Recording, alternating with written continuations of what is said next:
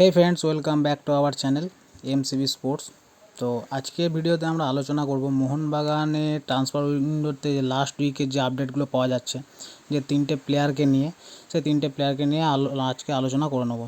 প্রথম প্লেয়ার হচ্ছে প্রীতম কোটাল, তা তো অনেক দিন থেকে আলোচনায় আছে। নেক্সট এখন যে রিউমারটা উঠছে সেটা হচ্ছে অ্যালেক্স সাজি, এবং লাস্ট যে প্লেয়ার সে হচ্ছে কেরালা ব্লাস্টারের হার্মিপং রুইবা। তো এক এক করে সবাইকে নিয়ে আলোচনা করব। ফার্স্টে আসি প্রীতম কোটালকে নিয়ে। দেখুন, প্রীতম কোটালকে নিয়ে রিউমারটা অনেক দিন থেকেই মার্কেটে ঘোরাফেরা করছে, কিন্তু ব্যাপার হচ্ছে কেরালা একটা সোয়াপ ডিল চাইছে, যেখানে তারা দুটো প্লেয়ার চাইছে। কখনো সেটা দীপক টাংরি, অভিষেক সূর্যবংশী, কখনো আবার অভিষেক সূর্যবংশী, সুমিত রাঠি।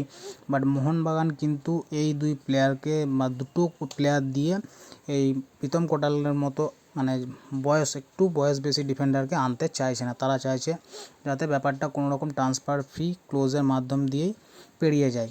তো আনোয়ার চলে যাওয়ার পর ডিফেন্সে যে একটা ঘাটতি এসছে সেটা অস্বীকার করার মতো জায়গায় নেই। তো সেটা পূরণ করতে প্রথমত প্রীতম কোটালকে ট্রাই করা হচ্ছে। নেক্সট যে প্লেয়ার সে হচ্ছে অ্যালেক্স সাজি। অ্যালেক্স সাজির ব্যাপারটা দাঁড়িয়ে আছে, দেখুন অ্যালেক্স সাজিকে ইস্ট বেঙ্গলও ট্রাই করছিল।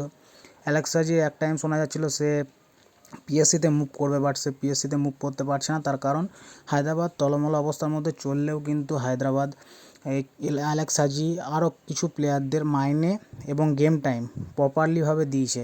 তাই অ্যালেক্স সাজির পক্ষে যে পিএসসি থেকে এনওসি বার করে নিয়ে আসাটা সহজ হবে না, যার জন্য অ্যালেক্স সাজির ব্যাপারটা দাঁড়িয়ে আছে।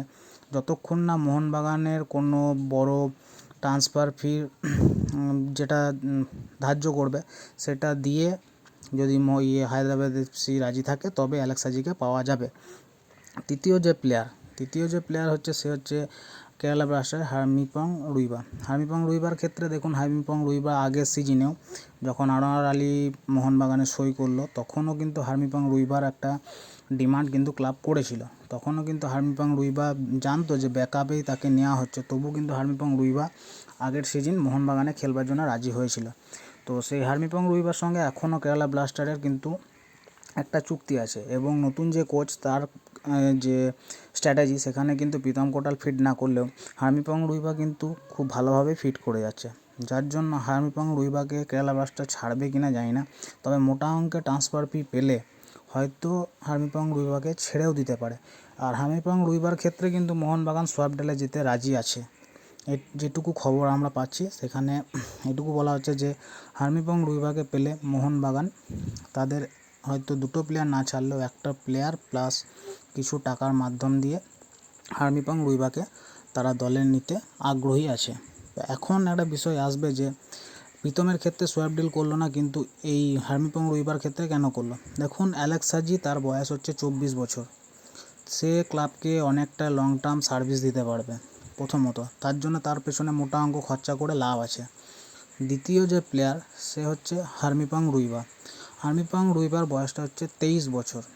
সেও কিন্তু তাকে যদি মোটা ট্রান্সফার ফি বা কোনো প্লেয়ারকে দিয়ে সোয়াপ ডিল করে তাকে নিয়ে আসা হয়, তাকেও অল্টারনেটিভলি অনেকগুলো বছর কিন্তু খেলাতে পারবে মোহনবাগান সুপার জায়েন্ট। কিন্তু প্রীতম কোটালের ক্ষেত্রে যেটা হচ্ছে, তিনি অভিজ্ঞ, তিনি অনেকটাই সিনিয়র প্লেয়ার, বাট তার বয়সটাও অনেকটা বেড়েছে, 30 বছর বয়স। তিনি এখন জাতীয় দলেও সেরকমভাবে সুযোগ পান না, তো তার পারফরমেন্সও ডাউন যাচ্ছে। তো এবং তিনি কোচের যেসব পরিকল্পনা সেখানেও ফিট হচ্ছেন না। তো দেখুন, প্রীতম কোটালকে নিলে একটা জিনিস, তার এক্সপিরিয়েন্সকে মোহনবাগান কাজে লাগাতে পারবে, সেটা হয়তো 1-2 সিজনের জন্য।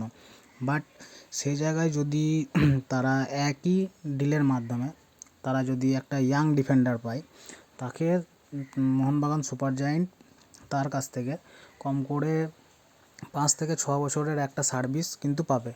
আর আমরা সকলেই জানি মোহনবাগান কিন্তু এই টিম একটা সেট আপ তৈরি করতে চাইছে, যে সেট আপটা মোটামুটি মোহনবাগানকে 3 থেকে 4 বছরের সার্ভিস দেবে। সেই জায়গাতে ভেবেই কিন্তু আনোয়ার আলীকে 4 বছরের লোন ডিল করেও আনা হয়েছিল, তারপর তাকে হয়তো পার্মানেন্ট ডিল দিয়ে দেওয়া হতো। কিন্তু যেসব ঘটনাগুলো ঘটে গেছে সেগুলো কথা বাদই দিলাম। এবার মোহনবাগান চাইছে যে একই পয়সা খরচা করে আমি যদি একটা ইয়াং ডিফেন্ডার পাই, তাহলে সে আমাকে যখন এত বছর সার্ভিস দেবে, সেখানে আমি কেন একই টাকা খরচা করে একজন একটু বয়স বেশি এরকম প্লেয়ার নিয়ে আসবো। তো এই ব্যাপারটা আমরা অনেক আগে থেকেই জানতাম, কারণ যখন আনোয়ার আলী সাগার একটা প্রথম ভার্ডিক্টের ব্যাপার এলো, প্রথম যেটা, তখনই কিন্তু বড়িয়া মজুমদার তিনি বলে দিয়েছিলেন যে মোহনবাগান কিন্তু অল আউট কোনো দিনই প্রীতম কোটালের পেছনে যাচ্ছে না। তিনি এটাও শিওর করে দিয়েছিলেন, হ্যাঁ একটা ডোমেস্টিক সাইন হবে, কিন্তু সেটা কিন্তু প্রীতম কোটাল নয়, সেটা অন্য কেউ হতে পারে। বাট এখন যে নামগুলো শোনা যাচ্ছে সেগুলোর ক্ষেত্রে এগুলো আমাদের কাছে চমক বলে কিছু মনে হচ্ছে না। তো এই হচ্ছে পুরো বিষয়টা। তবে হ্যাঁ, এই দুই প্লেয়ারকে না পাওয়া গেলেও প্রীতম কোটালের সঙ্গে যে ডিলটা চলছে সেটা কিন্তু ট্রান্সফার উইন্ডোতে ট্রান্সফার ফি দিয়েই করবার চেষ্টা করবে মোহনবাগান, সেখানে সোয়াপ ডিলে যাবে না। তো এটা ভাববেন না যে এই দুটো প্লেয়ারকে টার্গেট করতে গিয়ে মোহনবাগান প্রীতম কোটালের সঙ্গে ডিল ভেস্তে দিচ্ছে। ডিল প্রীতম কোটালের সঙ্গেও চলছে। তো এখন দেখা যাক কোন দুই প্লেয়ার আসে। তবে মোহনবাগান চাইছে যাতে তারা একটু তরুণ টাইপের ডিফেন্ডার পাওয়া গেলে তার কাছ থেকে সার্ভিসটা একটু বেশি পাওয়া যাবে, এটাই হচ্ছে পুরো বিষয়। তো দেখা যাক এখন কোন দুই প্লেয়ার মোহনবাগানে আসে। আর এই ভিডিওটা এই পর্যন্তই।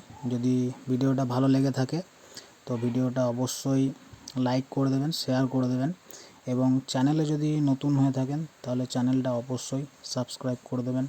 ধন্যবাদ।